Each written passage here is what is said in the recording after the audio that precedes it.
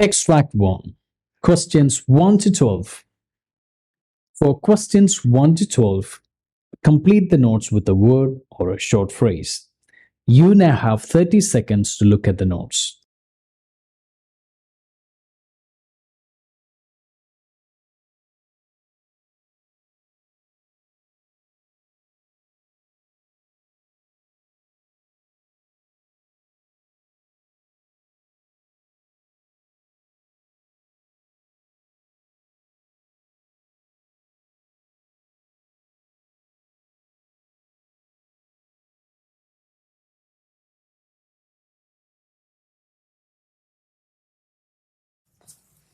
Could you please state your name and your birth date? Why are you asking me this? Well, I just want to make sure that you are who I think you are. Well, that's a good idea. Ron Jones, December 15th, 1955. Okay, and this is really just a safety check just to make sure I've got the correct patient. And I do. My name is Sue, and I'm one of the nurses here. Pleased to meet you.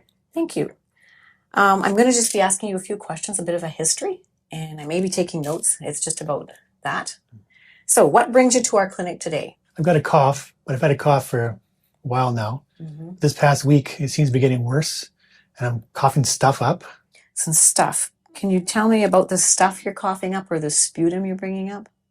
It seems yellowish, but maybe sometimes greenish looking. And how are you feeling generally overall? Well, I feel a bit tired all the time. Okay. Are you having any fever or chills? No. No? Are you on any medications? Yes, I had been taking some antibiotics. Okay. They didn't seem to do much, so I stopped taking them. Okay, well, I'm just going to give you a little information. Antibiotics work best when you take the whole dosage. If you start and stop them, the bacteria might not be killed, and then it can come back and be a little bit stronger. And it's one of the medications where you should take the whole dose with, and it's usually only 7 or 10 days at a time, but you should take all of it. Oh, I didn't know that. Thanks for the information. Oh, no problem. Back to your cough. Are you a smoker? Yes, I smoked for a long time. Okay, can you tell me how many years of smoking that is? 2 packs a day, just about. And for how long? 35 years now. Have you ever thought about quitting? Yes, but it's really hard now. Yeah, I've heard that it is. I haven't experienced that, but I have some information on a smoker's helpline. Would you like to see that? Sure. What have I got to lose? Okay, well, I'll give that to you before you leave. I know you've told me you don't have a fever, but I would like to take your blood pressure, pulse, your vital signs just before the doctor comes to see you. So is that okay with you? Sure. And I'd like to listen to your chest as well. Okay. Okay, good. Well, I'll get that ready.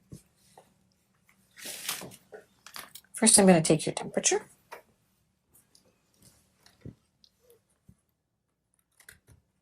Okay.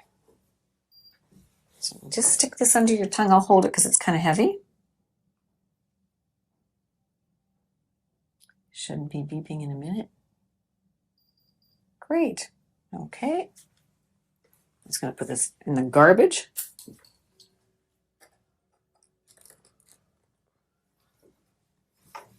And I'm going to take your blood pressure.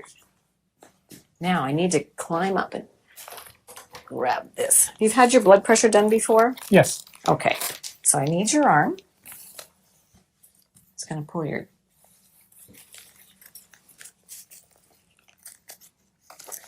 And I'm going to have to get my stethoscope. And have you had your blood pressure done before? Yes. Okay. Do you know what it is? No. No. Now I'll take your blood pressure.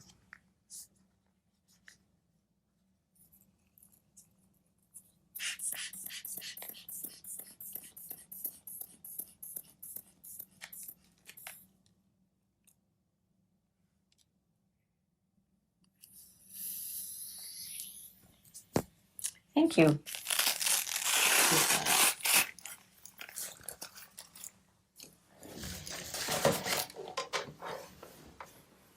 Now, lastly, I'll check your pulse.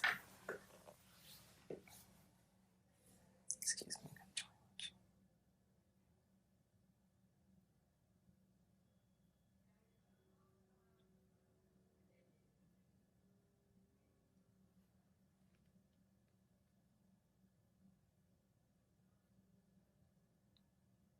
Okay, good. Thanks.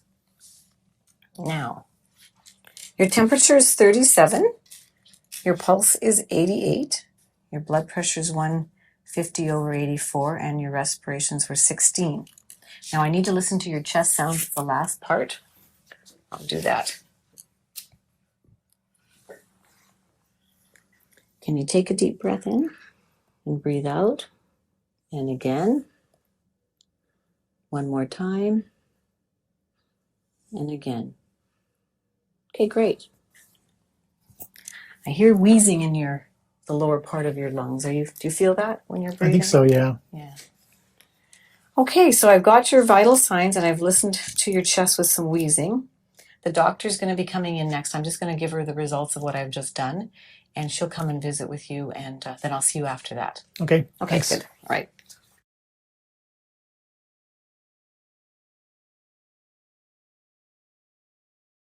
Okay, I'm back. The doctor has heard the very same things that I heard. She's told me she's going to give you some inhalers to use at home. Have you ever used an inhaler before? Yes, I have, but they've even shown me how to use a spacer. Oh, that's great. The spacer is supposed to help get the drug down deep into your lungs where it can work where it's supposed to. And have you ever had 2 inhalers before? No, why? Well, they're 2 different drugs, and you need to know which one you should take first for the best medication usage for your body. So one of the inhalers opens the tubes in your respiratory lungs a little bit bigger, so it should be taken first.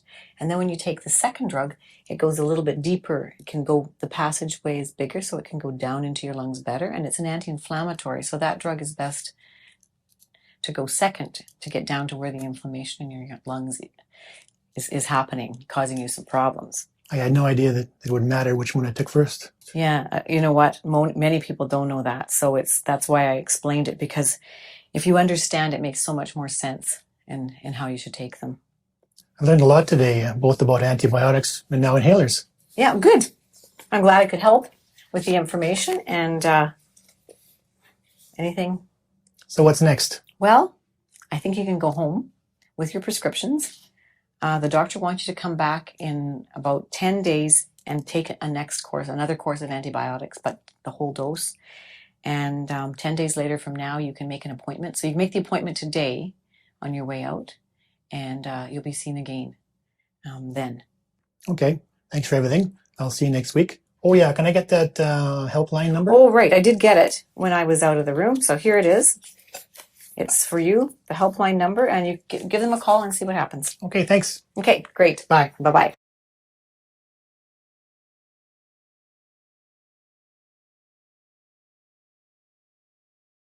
Extract 2. Questions 13 to 24. For questions 13 to 24, complete the notes with a word or a short phrase. You now have 30 seconds to look at the notes.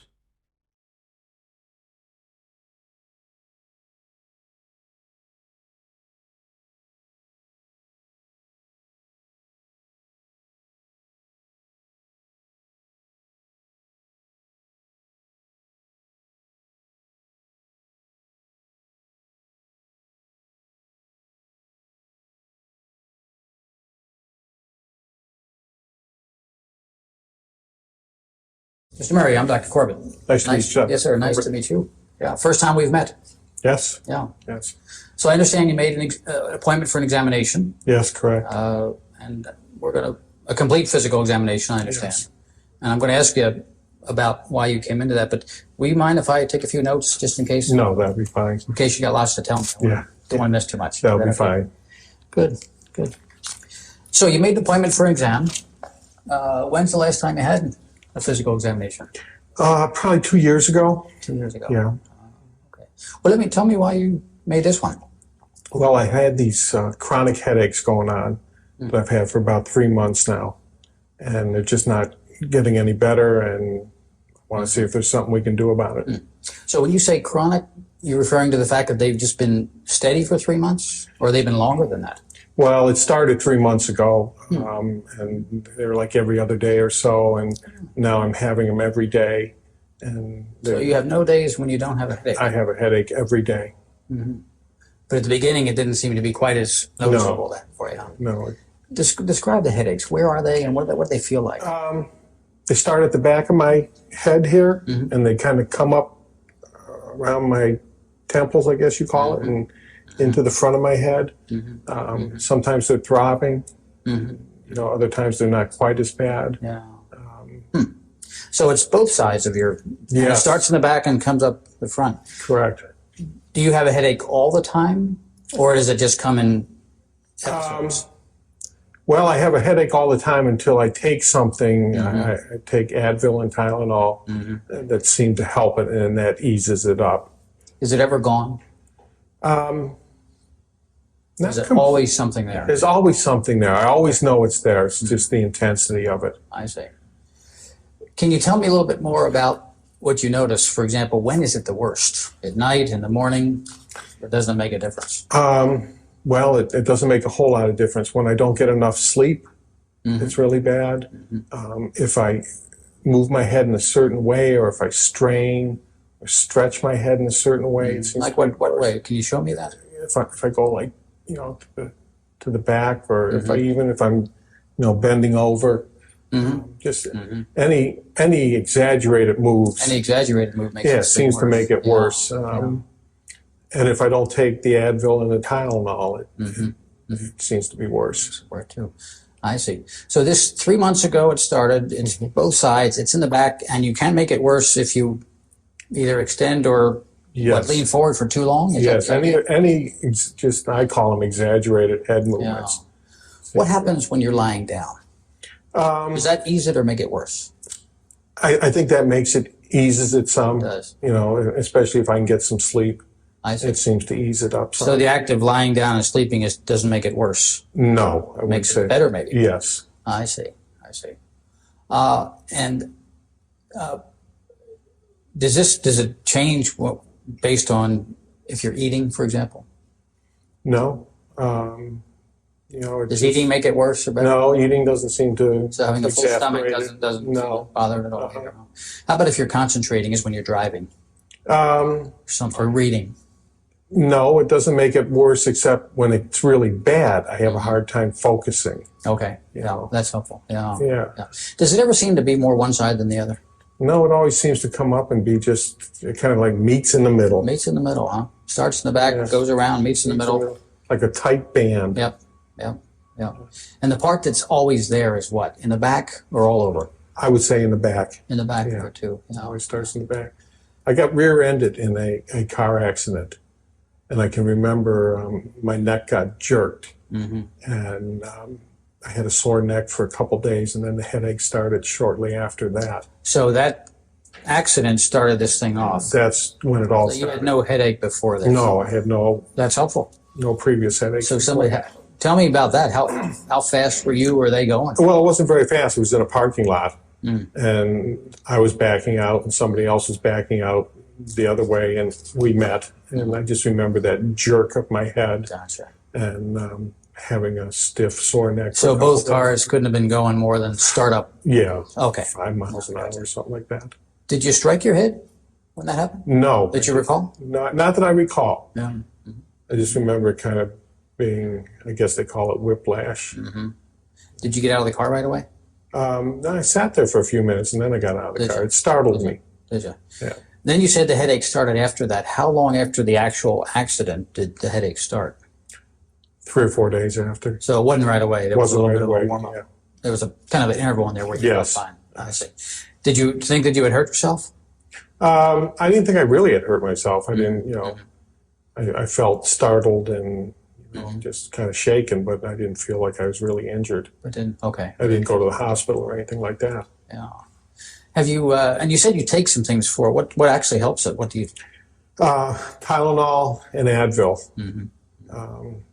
I take, I guess How much do you take? I take a lot. I take 16 Advils, 4 tabs, 4 times a day. Wow. And I take, Self-prescribed? yes, 2 Tylenols 4 times a day. So I'm taking 8 Tylenol and 16. 24 pills a day. Wow. I take it you warmed up to that you weren't using that Right. like you did. I started out Oh, with I less and it wasn't working, so I just I kept see. adding to it, and it does give me some relief. It's a lot of medication. It doesn't, it seems like too much. That's one of the reasons I came to see you. Good for you. Yeah. Does that mean it just keeps getting worse? The headaches just kept getting worse in the severity of them. Yes. That's a lot of medication. Yes. Before you had this accident, did you use those medications much, if at all? No, very seldom. No, never had to take that kind of thing with any regularity at all? No. Okay. Okay. I need to know, too, what else do you experience? Anything else? Does this make your body feel different or painful or uncomfortable in any way? It makes you feel stressed. I feel stressful with it. I can't sleep well. It's uncomfortable. Yeah. It's just kind of a nagging thing that's there all the time. Does it bother your shoulders, your arms? You feel anything down here? No. Strength, Pretty good. tingling? No. How about just being able to use your arms in normal motion? Yeah, That's not disturbed at all? No, that's fine. I see. I see. Wow, so you had an accident. Took a couple of days for this thing to get to you, 3 or 4 days, but then it started bothering you and persist, and now almost has this stubborn worsening. Is that what I'm? Daily. Daily. And what kind of work do you do? I work in a car dealership. I'm a service manager. Oh, yeah. So has this had an impact on your ability to just do your normal stuff? Well, again, it has in that it's uncomfortable. I feel stressed because of it. I'm able to do my job. I like my You job. can do your work. Yeah. Have you missed any days from work? I think I missed 2 days in the beginning, but I've been at work since then. I'm able to go to work, but I make sure I have my Advil and Tylenol with me. Other than that, I'm You working sound like a okay. great employee to me. To work through this kind of thing is pretty difficult. Well, I like what I do. I work on vintage cars on the side. I see. Yeah. So I Okay. try to make it. I have a sense of what you're telling me. What's your diagnosis? I don't know if I did something to my spinal column back there. I don't know what you guys call it, but something happened when I got hit, is what I think. A jerk did something. Other than that, I don't know what it is. But you're fairly sure there was a couple of days in there where it wasn't obvious to you that there was anything wrong. Other than it just being sore. Okay. It was sore and stiff. But the headaches didn't start, like I said, till about 3 or 4 days later. So there was some discomfort. Yes. Right there away. was. But you would call it more a soreness or stiffness Yes. than an actual headache like you're having. Right. Okay. Right. Gotcha. Yeah. I need to know a few more things about the effect of this on you. How's your sleeping? Do you sleep okay? I don't sleep well at all. Why not? The headache, the discomfort, it's hard to get to sleep. I sometimes can get to sleep and then the headache wakes me up. So my sleep patterns have been totally disrupted. So how much sleep are you getting at night compared to what you'd like to get? Well, I used to sleep the night through, which was probably at least 8 hours. And I'm probably up 3 and 4 times a night now. Wow. And how long is that? I would call it a sleep deficit. How long has that been going on? Well, this happened 3 months ago, probably 2.5 months now. Because it wasn't as bad in the beginning, but they did just get worse. Did you consult with anybody else, or you've been just toughing this out on your own? Just been toughing it out on my own and trying to, hoping it will go away, but it's just getting worse. But you have been able to do your work, think, use your hands? Yes. Nothing disturbed in that way? Huh? No. Gotcha. Anybody else know? Does your wife, are you married? Yes, I am. You've been talking to your wife about this? She certainly knows.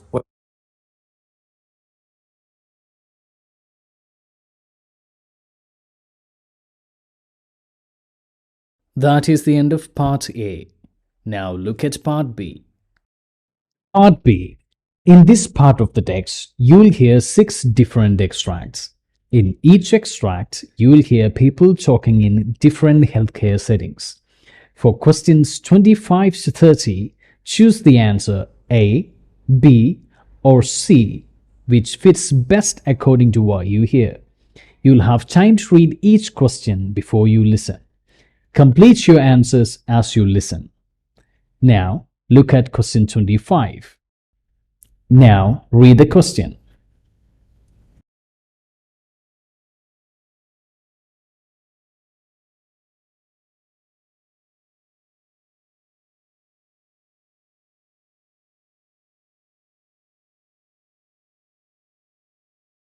So, can I listen into the baby? And Yeah, of course. And are you managing to do any exercise at all? Not really. No. No. I go for walks some evenings, but not every evening. Well, walking's really good. Yeah. Yeah, and you can practice on your breathing. Pop your hands down. And how many weeks are you now? 32. Just right. That's really good. So I'm just going to feel around. Tommy, did they do this at the hospital? No. No. Okay, so I feel the biggest part of the baby is the head. You start feeling for the head or the bottom. Mm-hmm. The hardest part's in the bottom of the head. Okay. And then with my hands doing this gently, the baby's being moved in the fluid, Yeah. and I can feel just go soft, sink into the. Are you comfortable? Yeah. It's not easy with a camera on you, is it? And I can just feel the back of the baby, which is over on this side, Okay. and then this might, because I'm pressing down. So take a breath in, and as I press down, it might be a little bit uncomfortable. You breathe out, go. Oh, very good. We'll do that again. And then breathe out. Okay. So the head's down. That's the bottom then we're feeling here. Okay. This bit here. Because the widest part is down there and there's plenty of space. Yeah.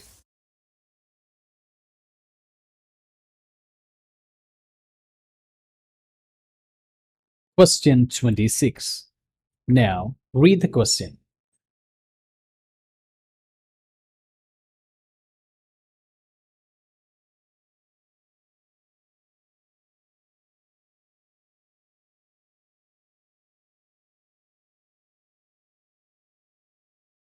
You know, nurses often play an integral role in all of our lives. They're the comforters and caregivers in the best and worst of times. And this week is National Nurses Week, by the way. And Perry has a very touching story of a nurse and her patient.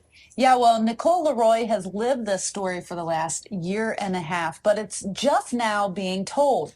A stop inside the Little Clinic in the Hyde Park Kroger during her lunch hour one afternoon and a chance meeting with the nurse working that day may have saved her life. This is a journey Nicole Leroy has been waiting a year and a half to take, back to see her nurse at the Little Clinic. Hi. Oh. How are you? Good. I just want to thank you. Jessica Smith, a family nurse practitioner at the Little Clinic, listened to Nicole, something several doctors hadn't done. You researched, you looked in your book, you tried to figure out what it could be.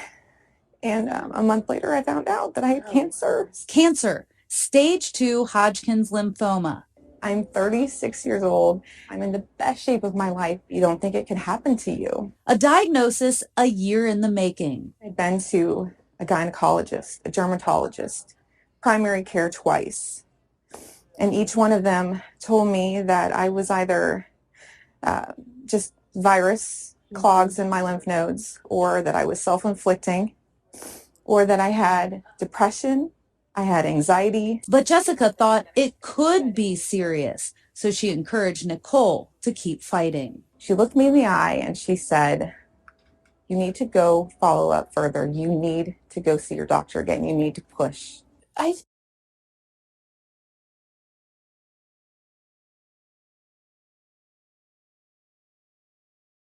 Question 27. Now, read the question.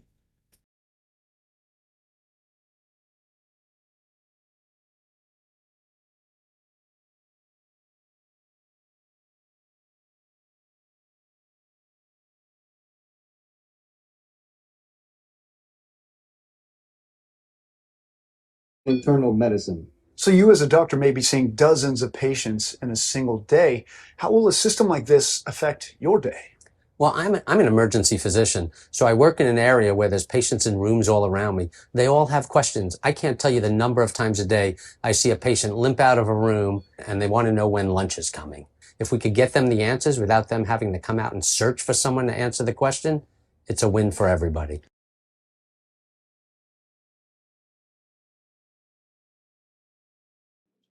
Question 28.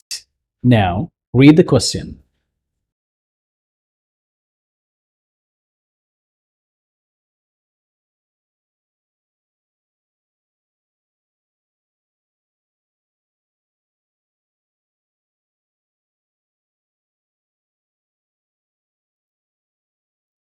These devices are incredibly simple. There's just 2 buttons on it that you need to know about. The first one is the green one, which says on and off. And that's the first step. Stage 1, turn it on. Call emergency medical services now. It tells you exactly what to do. Remove all clothing from chest and stomach. Peel off the pad labelled 1. Now we've got the pads on the patient's chest. The next thing is the device will analyse the rhythm and recommend a shock if appropriate. Shock advised. Stand clear. It's asking me to press the button to give the shock. Shock delivered. So that's a shock delivered. Now what will happen is that you'll carry on doing CPR if appropriate, and the machine will go into a cycle then when it reanalyses and gives further shocks if need be. But all you need to do is just listen to what it's telling you. Begin CPR now. And this one's even got a little button that if you press it, it'll give a sound prompt so you can get your CPR at exactly the right rate. Trust me, if I can work one, so can you.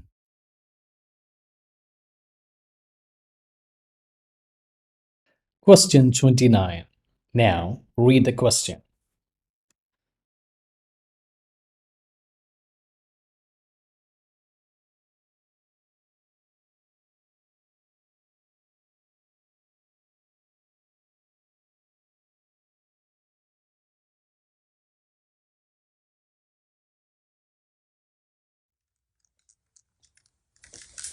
Excuse me, I'm a little chilly. Can I have that blanket, please? What? What do you mean? The blanket, I'm a little cold. Did we do surgery on your arms? Excuse me? Did we do surgery on your arms? No, but I'm in a lot of pain. I want to see you go grab that blanket and pull it up. There is no reason why you can't pull that blanket up. I have a lot of back pain, though. Can I have some medication? Well, you're supposed to be in pain. You had surgery, so you're going to be in some pain. Hold on a minute. I have a lot of pain, though, ma'am. Okay, I'll be in a little bit. Question 30. Now, read the question.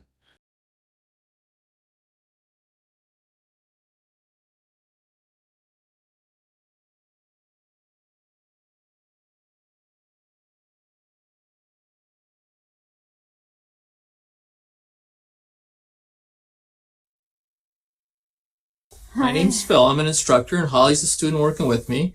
We're going to be taking care of you today. Would it be okay if we ask you a few questions? Yeah, that was fine. Okay. I'm just going to verify your first and last name. If you could tell me your first name for me. It's Lori. All right, and last name? Smith. All right, and your birthday? August 1st of 1974. All right, and Lori, what do you prefer to be called? You can just call me Lori. All right, it's nice to meet you. Thank you. Yes, nice to meet you. So Lori was admitted last night with an asthma exacerbation. Okay. During the night you had a couple of breathing treatments, correct? Yes. Okay. You feeling better since the breathing treatment? Yeah. Okay. They also gave her some prednisone as well during the night. Okay. So the plan hopefully is to have you discharged later today if you continue to feel better. Okay. Do you have any questions for us so far? Am I getting any more treatments before I leave? So they have another treatment scheduled in about an hour for you. Okay. If things get worse before then, you can give us a call and we'll certainly be back in and we can reassess the situation then. Okay. Would you mind if we listen to your lungs at all? No, go ahead. It's fine. How's your breathing right now? It's better than it was. Okay. Any pain at all anywhere? No. Okay. I'm just going to go ahead and take a listen here. You could take some nice deep breaths for me, okay?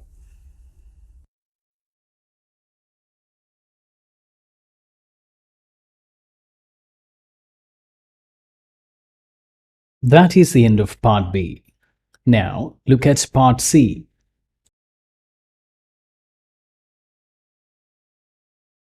Part C. In this part of the text, you'll hear 2 different extracts. In each extract, you'll hear health professionals talking about aspects of their work. For questions 31 to 42, choose the answer A, B, or C, which fits best according to what you hear. Complete the answers as you listen. Now, look at Extract 1. Extract 1. Questions 31 to 36. You now have 90 seconds to read questions 31 to 36.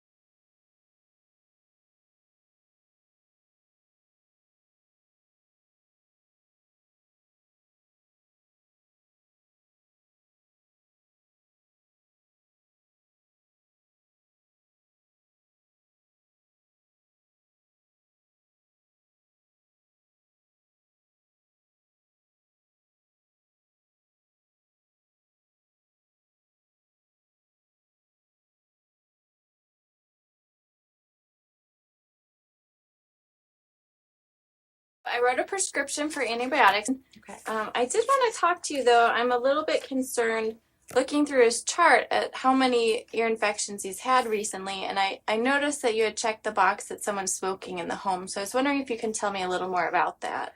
Well, it's just me and him, and I do smoke. I try really hard not to smoke around him, but I've been smoking for 10 years, except when I was pregnant with him. But it's so stressful being a single mom and having a full-time job. And so that's why I started smoking again. You have a lot of things going on, and smoking's kind of a way to relax and de-stress. Yes. Yeah. Some people have a glass of wine, I have a cigarette. Sure. And it sounds like you're trying not to smoke around him. Why'd you make that decision? I know it's not good for him. I mean, I've read those things about ear infections and asthma and stuff,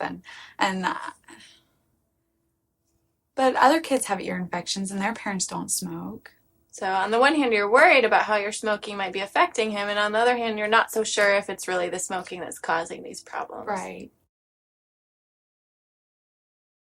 Yeah. I mean, he doesn't have asthma. He hasn't had a lot of other problems that his other friends have. So, and I've thought about quitting before in the past, but I just don't see how it's possible right now.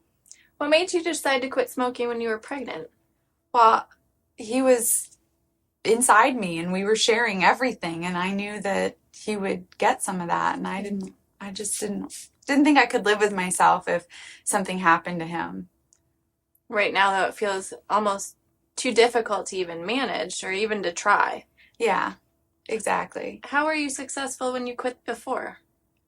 I don't know. I think about it now. I don't even know how I did it. I just did it. You know, I just couldn't imagine like him not being born or going into labor early and him having problems and stuff like that, all the stuff that they talk about with women who smoke. So that was just enough to say, okay, you know what? I'm not going to risk that. Mm-hmm.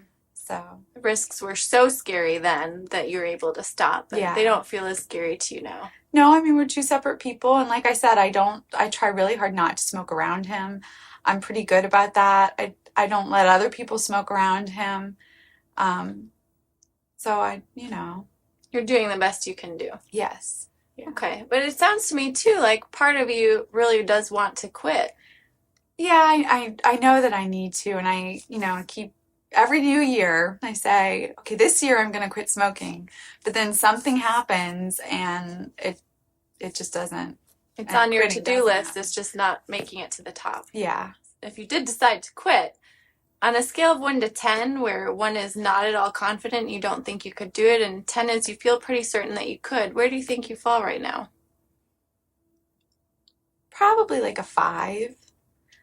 Kind of in the unsure area. Mm-hmm. Like I know I've done it before, so I know I can do it, but at the same time, it just seems really hard, and it's not the same situation. Well, what made you say 5 rather than 2 or 3? I know all the ways it's bad for me, and I don't want him to grow up thinking that it's okay to smoke. I don't want him to use any kind of, I don't want him to chew or anything like that. So I know I need to, especially before he gets old enough to understand what mommy's doing, but I just don't know if I can do it. Okay. So it sounds like you have a lot of reasons why you'd like to quit. You have been successful quitting in the past, and right now you're just feeling a little bit hesitant about your ability to do it. Yeah. Where do you think we should go from here? I don't know. I'd like some help. I just don't know what kind of help I need. Sure. Well, if you'd be interested, that's something I can definitely talk to you about. There are a lot of new options that can actually help people be way more successful in their attempt at quitting. There's different medications you can try. I don't like medicine. Okay. There's also a lot of support groups and classes that you can take where you have other people to go through it with you. And sometimes just having that support can be a big part of it, especially for people like you where smoking is such a stress reliever. That sounds nice, but I'm not sure if I have the time for all that. Sure. It feels like something that would take up a lot of time and maybe not fit into your life. I wonder if we could talk about some options that might fit into your life. That would be really nice. Okay, well, if you're willing, then we could set up another appointment where you could come in and we could talk more about that. I would like that. That would be great. Great. Thank you. Sure.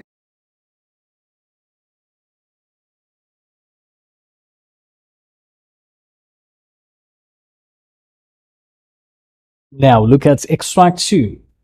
Extract 2. Questions 37 to 42. You now have 90 seconds to read questions 37 to 42.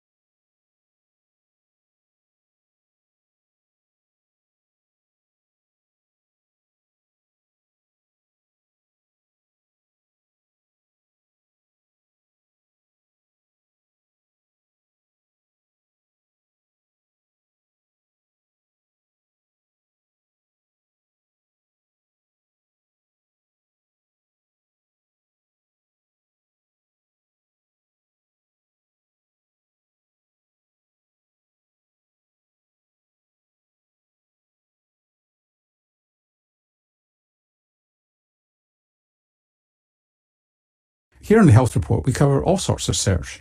The Mediterranean diet, what fat is right for you, how much salt is safe, diets to protect you from diabetes, early death, heart disease. So this next segment is actually a bit perturbing. We're being told that almost all this research is wrong. Yes, John Ioannidis is Professor of Medicine at Stanford University, and he says the scientific approach taken by nutritional researchers is nowhere near rigorous enough, and we have to go back to basics if we're to learn anything significant about how diets impact health. Thank you for inviting me. Now, we've had you on lots of times before, talking about various things and demolishing a few iconic areas of health and research. You're arguing that nutritional research needs radical reform. On what basis do you say that? Well, there's clearly a factory of papers being produced in nutrition epidemiology in particular that don't meet very high standards of credibility. The type of research that is being done in nutritional epidemiology, it's not an issue that there's bad scientists involved in it. You know, maybe excellent scientists are involved in it, but the odds of getting it right are extremely small. Let's look at that in a moment, but you quote in your paper some really bizarre conclusions that you might come to from if you'd believed past nutritional research. Do you want to just tell us some of those bizarre findings in their relation to either longevity or shortened lifespan? Most of these studies are not experimental. They're not randomized. They're just observing people who report what they eat, and they take that seriously, that this is reflecting exactly what they ate, which is one major assumption. Second, people take these behaviors and these numbers as causal, which means that they look at the numbers and they translate them to an effect of these nutrients or of these foods on mortality. And then they also make another assumption that these risks are applicable to the entire lifespan. So then, let's take a number like 15% relative risk reduction in mortality or 15% increase in survival, which is the typical number that comes out of these studies. And this is the number that is the summary of all the data, for example, on what is the benefit with eating 12 hazelnuts a day. If you translate that to a gain in survival, you take 80 years, you multiply that by 15%. This looks like a 12-year gain in survival just by eating 12 hazelnuts a day. Or or literally one hazelnut a day would give you one more year of life as a benefit. It's a ridiculous calculation. It is not so, of course. Even if you believe that one of these foods or one of these nutrients or a couple of them may be important, it's impossible to believe that every single food, every single nutrient will have such tremendous benefits or such tremendous risks. So you get there because of there's multiple levels of unreliability. Is that what it is? That essentially the food diary is unreliable, they're not controlling for other factors such as education and other environmental factors properly, and they all conflate together to give you bizarre results? Is that what's going on? Exactly. It's a problem at multiple levels. It's an extremely difficult field to study. And it doesn't mean that observational studies, that epidemiological studies get it wrong all the time. In many other fields, the problems are much more straightforward. For example, we know for sure that smoking is killing zillions of people. It will kill 1 billion people in the next century unless we do something. But the effect of smoking is huge. The risk increases 20-fold if someone is smoking for getting lung cancer. But just to challenge you on that, whilst we're confident in smoking, why are we confident in smoking and not in coffee? Because there have been no randomized controlled trials of getting people to smoke and other people not to smoke. I mean, so that's still on observational studies, is it not? The major difference with smoking is that the effect is tremendous. We're talking, as I said, of a 20-fold increase in risk of lung cancer, 10-fold increase in cardiovascular disease. Many other diseases have tremendous increase in risk. For each single nutrient, each single thing that we eat or drink, the effects, even if you take these studies literally, are much, much, much smaller. And based on what we know from some randomized trials that we have done, the effects are pretty much close to null, if not exactly null. I mean, it's very likely that they're exactly null, which means that it's a complete waste to even try to pursue them any further. What about... We cannot really use epidemiology to study a relative risk of 1.01. We can do it to study a relative risk of 20, which is what's the case for smoking. And just to dissect that out for people who don't know the statistics, is that 1.01 is, there's no effect, 1.01 is just tiny, whereas 20, an effect of 20 is 20 times the risk. So 1.01 is just a little bit over what would be normal and probably within normal limits. So what about eating patterns? I mean, you yourself have been involved in trials of the Mediterranean diet. So I think that eating patterns, in theory, might be able to get you a little bit of that complexity of all these nutrients interacting together. But even those are very difficult, if not impossible, to study within an observational context. Again, you have most of these problems operating. Number one, you need to ask people what type of eating pattern they're following, and responses may be accurate or very often may be very inaccurate, especially if you try to recall what you ate and tell what you're doing. Just try it to yourself and see whether that information would be reliable. The second problem is that you still have extreme complexity among all these nutrients. We have over 200,000 different foods that you can combine in different ways. There's no clear eating pattern that each one of us is following. We follow different eating patterns in different periods of our lives and different days even. And it also changes all the time. If you superimpose the way that we react to all of these chemicals that we digest, our metabolic profile, also our genetic profile might affect how we react. Circumstances, our environment, socioeconomic factors that dictate what we decide to eat or not eat, and what we do or don't do with our life at the same time. It's an extremely complex system.